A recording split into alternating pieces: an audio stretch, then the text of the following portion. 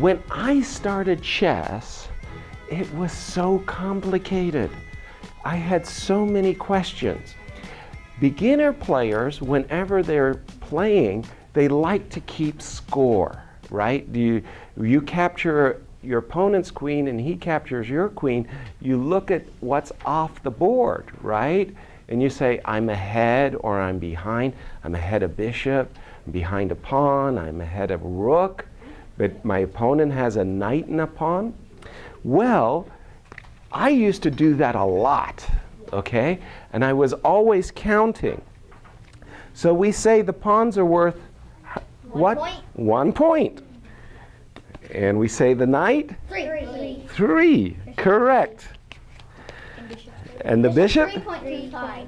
3.2, that's very complicated. According to Bobby Fischer. According to Bobby Fischer. The rook? 5. The queen? 9. 8, 9. I hear some controversy out there. 9. I've always thought of the queen as being 9, okay? So, hold on. So let's do this again. I messed up. So the pawn is 1. 3. 3.25. 5. 9. Very good. And 0. And then 0. And now the question is, think about this for a second. Just think about, put it in your mind. Why? Why is the knight 3, the bishop 3, the rook 5, the queen 9? Where did those numbers come from? Okay, so that was a very interesting explanation. The young man said that the queen has the same power as the rook and the bishop. But if we count, this rook is 5 and this bishop is 3, we get 8. But I think of the queen as being worth 9. So why is it worth 9 if it's only the rook and the bishop? Young man, what do you think? Because it has the power of a pawn, too. Well, it's an interesting observation. In fact, however, it's an interesting observation. However, the queen does not have the power of the pawn in the sense the queen can't promote. If we have a rook and a bishop, it means that bishop, yeah, it also means that the bishop only moves on the light squares, but the queen can move like a rook and a bishop, but it can also move to dark squares. So the queen has the power to go to dark squares as well as light squares. The bishops only go to the dark squares or the light squares. So we think of the queen as being a bit more powerful than the rook and bishop combination. I still am not sure. We understand that the queen is the most powerful piece because she can go to all of the squares. I had a good teacher, Jeffrey Parsons, and he introduced to me a completely different way of thinking about chess and the pieces, and that's a way I'd like to share with you. When you look at the starting position, you see 2 equally matched armies, white army and black army. And you think to yourself, okay, the game is in balance at the start. But another thing you don't think about, and this is where the values of the pieces came into being, is the idea that you have your space and I have my space. Oh yeah, it's divided between the 5 and the 4. Yes, that's exactly right. We create an equator, an imaginary line between the 4th rank and 5th rank, and we say these 32 squares, they belong to black. These 32 squares down here, they belong to white. You have your space, I have my space. A good deal for both of us. Okay, so now we start to get this idea that all we're interested in this moment is black space. Okay, that's all we're interested in. That's all we're going to count. If we take the white queen and we put it on its original square at the start of the game, D1 square, how many squares of black space does white's queen attack? Aryan? 5. Correct. They are D5. Correct. That is 5. Now, we're going to move the queen up, not past the equator, but right at the edge. Okay. Now, think about it before you give me your answer. How many squares does the white queen attack? Aryan again. 11. 1, 2, 3, 4, 5, 6, 7, 8, 9, 10, 11. So the queen, by being right up to the equator, its power has increased. It went from 5 to 11. What we're going to do is now we're going to cross the equator, but just across the equator. We're not going to go far. We're just going to go into black space for a moment. That's not at 1 square. And so how many squares now does the white queen attack? 16. How many squares do I have? 32. 16 is how many of 32? What percent? Half. It's 50%. So your queen is so powerful that it can control half of my territory. Notice that the queen is in the center. These 4 squares are what we call the sweet center. They are the highest on the chessboard. These are the 4 most important squares on the chessboard. If I take white's queen and I move it to the corner, how many squares do we now attack? A lot. A lot. How many squares? We attack. Stop counting. We attack 10 squares.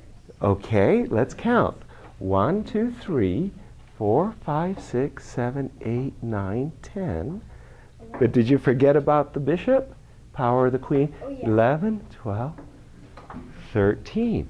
It turned out when we moved our queen outside of the center into the corner, the value of our queen in terms of space count went down to 11. It turns out, is there another, besides this square where we control 16, is there another square where we control 16? Young man. E5. Correct. E5. Again, 3, 7, 10, 11, 12, 13, 14, 15, 16. Does this square control 16? Aryan? No. Because? It only controls 8 squares because it's not in the center. How many squares? 8 squares. Are you sure? How many squares? It controls 15 squares. It controls 15 squares. Again, 1, 2, 3, 4, 5, 6, 7, 8, 9, 10, 11, 12, 13, 14, 15. So it controls only 15 squares. So in chess, we're making a discovery. Remember, you're the general of your armies, and you have to know where your pieces are going to be at their most powerful. Here, it only the queen controls 15, but on this square and on D5 and on E5, it controls 16. So these are what we call ideal squares. Now, I'm going to take a bishop. I'm going to put this bishop on its original square. How many squares does it attack of black's territory? Young man. 2. Correct. G5 and H6. We're going to move the bishop to the equator, but just on white side of the equator. Now how many squares does the bishop attack? Young man. 6. 6. Okay. We're going to cross the equator, but just cross. How many squares does the bishop now attack? Young man. Correct. Isn't that an interesting observation that we just made? We were on our side of the equator across 6. We crossed the equator and it's still 6. Let's go deeper into Black's territory. Now how many squares does it attack? Aryan? 5. The queen was reduced in power when it went deeper into the Black's territory. 1, 2, 3, 4, 5. Let's say we move the bishop here and here. Now how many squares does it attack? Young man. 6. 1, 2, 3, 4, 5, 6. All right, very, very good. Interesting observation. I want somebody to take this bishop and put it on a square where it controls 7. Think about it. Think about it. If you're ready if you know the answer, raise your hand. Okay, young man. Put the bishop on the board. Bravo, bravo. Very, very good. Let's count. 1, 2, 3, 4, 5, 6, 7. The bishop is on the d4 square. Remember when we said the high ground, the sweet center? Well, the bishop, it's an interesting observation to make. The bishop is on your side of the board, but it controls 7 of my squares. Now, I actually have another bishop. I need somebody to put this bishop on the board where it also controls 7 squares. Young man, would you like to do that? You have to control 7 squares. Be sure you know the answer. Bravo, bravo. That was very good. That's another bishop. Yeah. Okay. So at their maximum, hold on everybody. Shh. At their maximum, these two bishops control 14 squares. Now a moment ago, we had the queen, and we said at her maximum, the queen can control how many? I forgot. 16. So these two bishops on ideal squares almost control as many as the queen. So now we automatically start to think that the two bishops are worth less than the queen. Yes, young man? You should have pawn on e6 and it'd be equal to the queen. Yeah, there we go. Now, I'm going to take the knight. The knight on its original square controls how many of Black's territory? How many? 0. 0. 49. I'm going to move the knight to its most natural square, and now how many does it control? Young man? 2. Correct. I'm going to move the knight to the equator just on white side. Now how many? Young man? 4. Okay. We're going to move back, and I'm going to move the knight just across the equator. Now how many does it control? 4. 4. 1, 2, 3, 4. Okay, I'm going to move the knight inside Black's territory, and now how many does it control? Young man? I have 2 things. Sure. First of all, one knight can control 8 squares, Yes? and now it controls 6 squares. 6. But in terms of attacking Black's territory, how many? 5. Are we sure? 1, 2, 3. Cool. Ooh, only 4. So we were here, we controlled 4. We moved deeper in the territory of Black, and still we only control 4. Let's move to this square. 1, 2, 3, 4. Now how many squares do we control of Black's territory? So at the moment, 1, 2, 3, 4. So we haven't really improved. Yes, young man? I know what the best square What's the best square for the knight? is. E7, it controls 6 squares in the box. Well, let's find out. 1, 2, 3. We move the knight to e7. And at this moment, at this exact moment, how many does it attack? 1, 2, 3, 4, 5, 6. That's pretty good. That's really pretty good. At its most powerful, the knight can control 8 squares. So let's go back for a second. 1, 2, 3, 4 squares of blacks. 1, 2, 3, 4 squares of whites. Yes, young man? The second, the very best place is E6. Second best place is E7. Which you're controlling most of that box here. Okay, let's think about this a little bit more. So if we put the knight on the e7 square, it controls 6 of blacks. And how many of whites? 1. What? 2. 0. So at its most powerful, the knight can control 8 squares. Here, the knight only controls 6 squares, 6 in black's territory. So the knight isn't at its best. If the knight was here on f7, how many squares does it control? 6. How many? 6. 1, 2, 3, 4, 5, 6. But only 6, nothing of whites. If the knight was here, how many? 6. Bravo. If the knight was here, how many? 6. Okay. Now comes a key difference. We start to talk about ideal squares. The best squares on the chessboard for the knight is this an ideal square?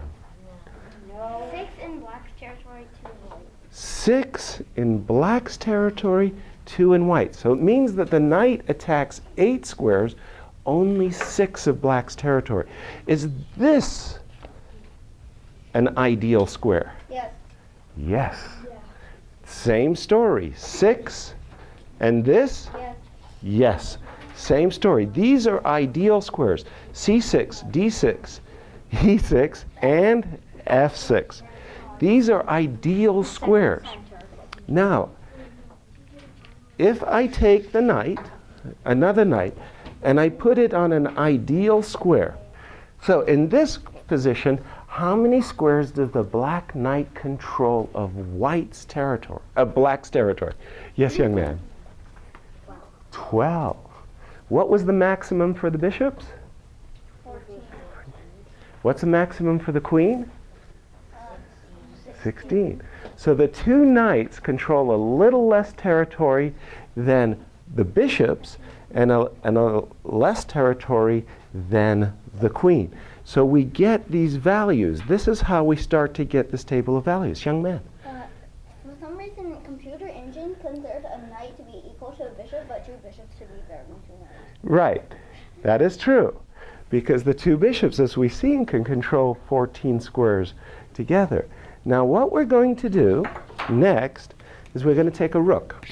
We put the rook on its original square, and how many does it control of black? It controls 4. Correct. If we move the rook up to the equator, now how many does it control?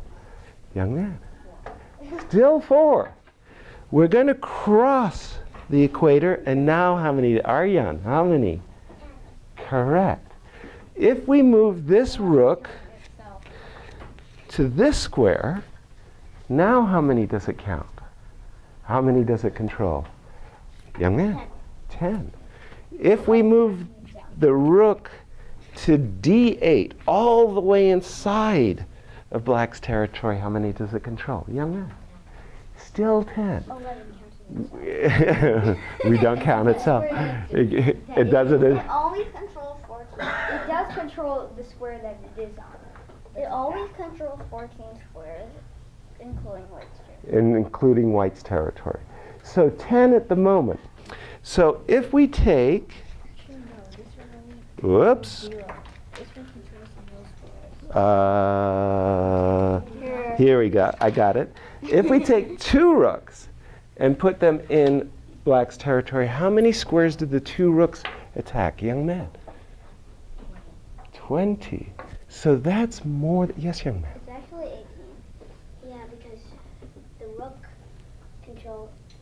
Why is it 18?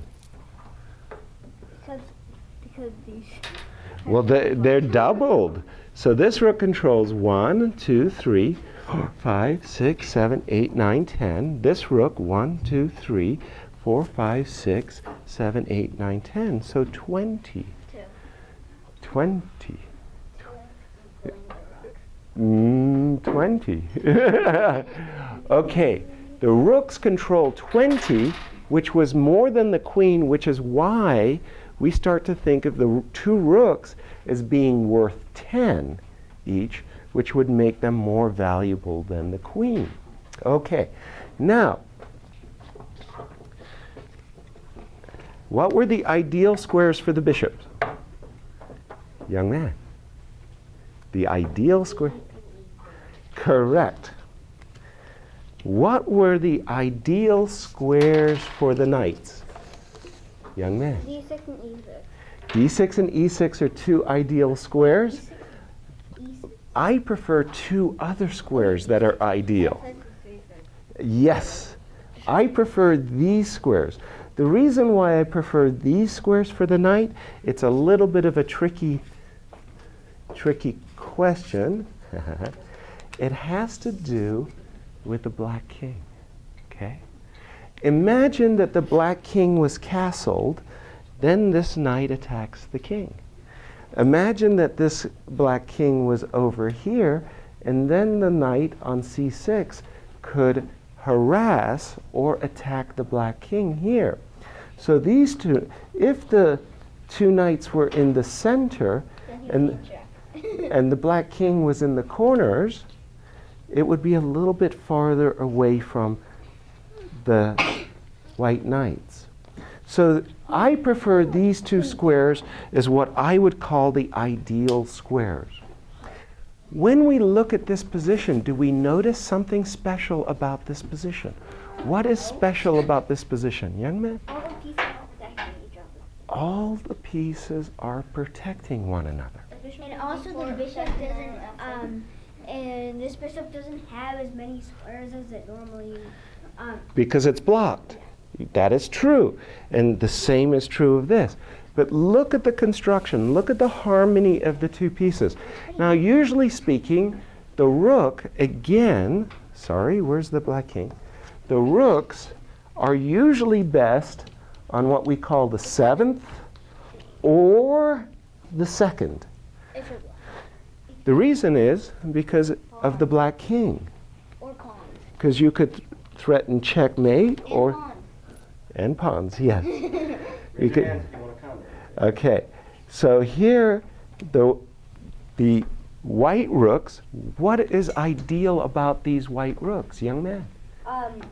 That because if the black king was trapped in the 8 rank, Yes. then he couldn't. He's pretty much trapped.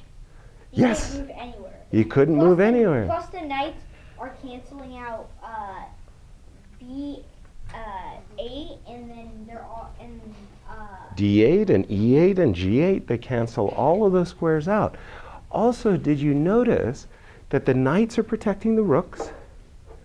Huh? The bishops are protecting the rooks. The rooks are protecting one another. and What? the knights are also protecting the bishops. Yes. What is the ideal square for the white queen? Young man. I'm thinking Well, don't think. You got to know this one. Remember. 5 Correct? and E5. Correct. So the ideal squares for the queen, in this case, either D5 or E5 are both the correct squares. Now, if we look at this position, do you see a harmony in this position? Notice that the queen is protected by the knight, is protecting the bishop. The queen, in turn, protects the two bishops as well as the knight in both cases. So as a good general of your army, yes, young man? I also noticed something special about this position too. Every piece is protected, like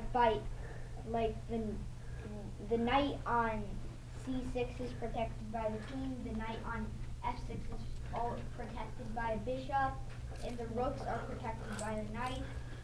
And I don't think the rooks are protecting anything because they're too greedy. Well, they do protect each other, but this setup has two things that we should really concentrate on. The first is the harmony of the pieces. All of the pieces are cooperating together. They mutually protect one another. Secondly, they're on their ideal squares in terms of controlling black's territory. Imagine that you had the black pieces in this position, like where your black king would be. It would be terrible. It'd be overwhelming. So this is where we get to understand a lot about chess before the game even begins. We understand where the ideal squares for our bishops, our ideal squares for the knights, our ideal squares for the rooks as well as the queen, and if we could create this in a chess game, we would certainly be winning. Young man. Next position for black in this position is black's king on g3, white's king on g1, and black's rook on e1. And then it would be checkmate down there. Yes, young man. And I think this situation is nearly impossible because if you were playing with someone, I doubt even a beginner would let you go there. You'd be surprised. I've seen some real wipeouts. So this setup always it comes from this idea that I have my space, you have your space. If I start to control more of your space than you control of my space, you're going to have a hard time making a move, right? It's just logical that my pieces are, in this case, the white pieces are in a better position, in their best positions, pardon me. I want to go, so this understanding, what I've just described, helped me figure out why the queen is worth 9. Why it's less valuable than the 2 rooks, which control 20 squares. Why it was more valuable than a rook and a bishop. Okay, my biggest difficulty when I was beginning chess was the openings. Who has trouble in the openings? Nobody has trouble. Oh, I have big trouble. I still have trouble in the openings, by the way. But don't tell anybody. It's a secret. All right. I'm going to set up from the starting position. Yay. And we're going to just look at an opening for a moment. Do you guys all know the 3 principles of opening a chess game? So principle number 1. Control the center. Principle number 2, get our pieces into the game. Get our pieces out of their barracks. Chess is a team sport. Just as I showed you the ideal position of all your pieces, you've got to involve everybody. Getting your pieces out of the back rank is vital. Third principle, you want a safe king. You want a safe king. If your king is in safety, you may still lose the game, but you're not going to lose it very quickly. Your opponent will have to play a lot of good moves. Let us say white has a lot of opening moves. A lot of moves. You have to make your choice of which one you want to make. But your choice should always be concentrated in controlling the center. This move is an excellent first move. It's an excellent first move. In the first place, your pawn now occupies a central square. You control d5 and f5, 2 important squares. You're opening up a route for your bishop as well as your queen so you can get your pieces out of the barracks quickly. Now black can play lots and lots of moves. There's still a lot of moves that black can play, but I would like to challenge yourselves. Remember, every move that I'm going to make against yourselves, every move I'm going to make is a move that controls the center, okay? So I'm going to make my opening move, knight to f6, attacking the pawn on e4. Young man, what would you do if you were white? I would probably move pawn e5. E4, e5. So if you didn't move your pawn, my intention was to capture it. You could protect your pawn by developing your knight or this pawn, but in this case, what the young man did was he played e5, attacking my knight. I'm going to leave my knight in the center. I'm going to play knight on f6 to d5. Young man, what would d2, d4? Main line. Okay. I'm going to play d7, d6. Young man again. C4. Okay, so let's see what's just happened here. We'll pause. At this exact moment, what's the score in the development count? How many of you know what the development count is? What's the development count? 3-2. Because we say that white's 3 pawns, 1, 2, 3, are no longer on their original squares. Anytime a pawn or a piece moves off the original square, that's an increase in the development count. Yes, young man? What happens if you play knight free and then knight back to d1? Does it still count as the movement into the time? No, quite the contrary. So in this move, I'll explain the question in a moment. So I'm going to move my knight back because I don't want your pawn to capture my knight. So at the moment, the score is that white's ahead in the development count 1, 2, 3 to 2. What the young man asked is this question, is imagine white plays knight out. So it's now 1, 2, 3, 4. And let's imagine that I make a move. I'm going to make a move myself. Now he asks, if the knight retreats back to the original square, what happens to the development count? It drops. It drops. Because basically it just retreats back into its original square. And now Retreating into the castle. yes, and now the score would be 1, 2, 3, 1, 2, 3. So in the opening, retreating your pieces back to their original squares usually isn't a great idea. Now, how does white continue from this position? Young man? F4. F2, F4. So this is indeed, that's precisely what it's called. It's known as the 4 pawns attack. Why do you think it would be called the 4 pawns attack, young man?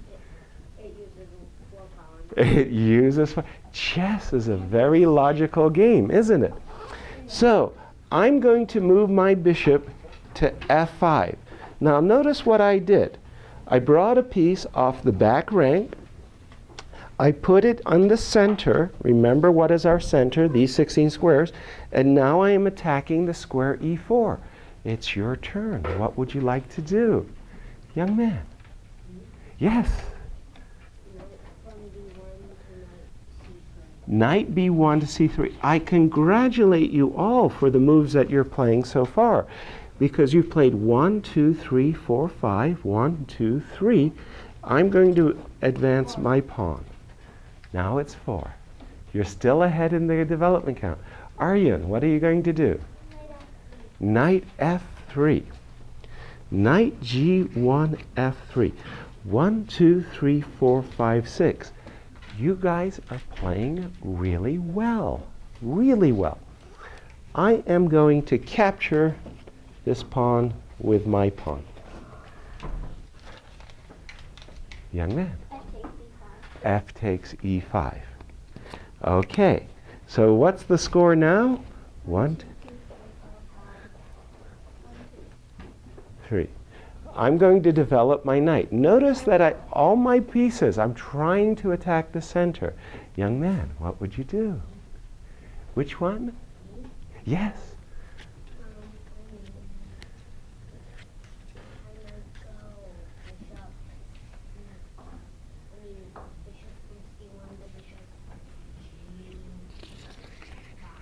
Bishop from c1 to g5. Notice, oh dear, you're attacking my queen. Okay, the class is really putting pressure on me. I'm going to play bishop to e7. That's inferior. Bishop d5 is We'll find out why in a second. Aryan, what would you do now? Queen David 2. Queen David. Queen d2. Okay, this actually turned out not so well for white. Let me ask the question, think about it, think about it, think about it. Let me ask the question this way. This pawn on d4 is protected by what pieces of white? Queen knight.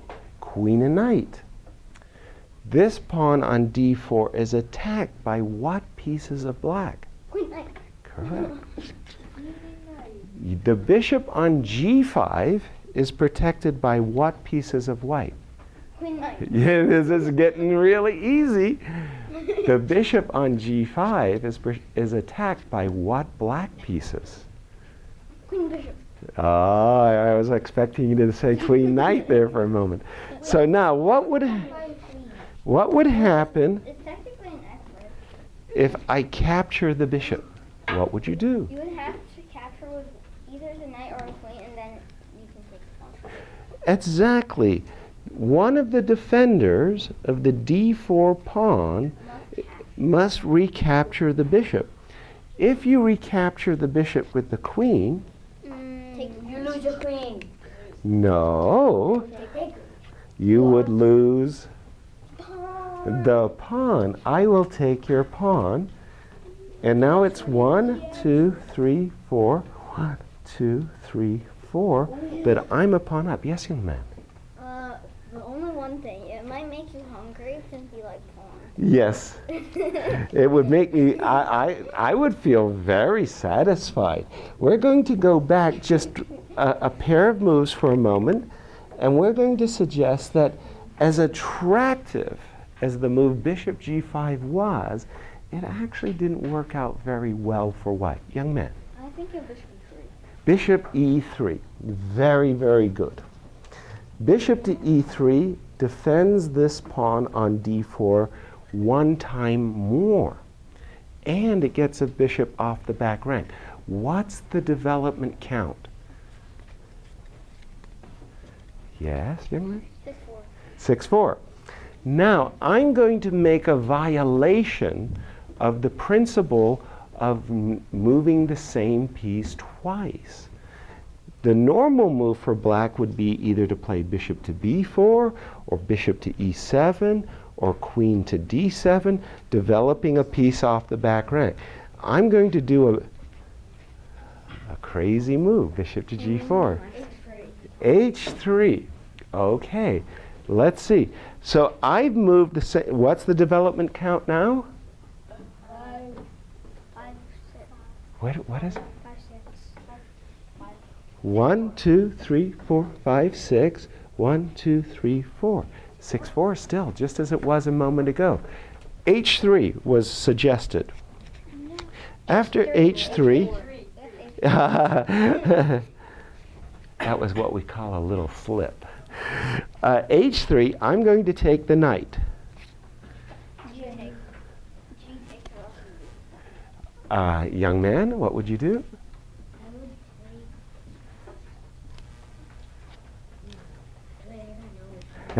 Well, if you recapture with the queen, I will capture your pawn with my knight. Yes, young man. Pawn to f3. G2 takes f3. It's very, when I was young, I had a real big problem with my score sheet. How many of you have problems recording the chess moves? I had a very big problem recording the chess moves, and I helped myself. I solved it by using what we call long algebraic. How many of you know long algebraic? What is long algebraic? Well, it's like bishop e3 to d5.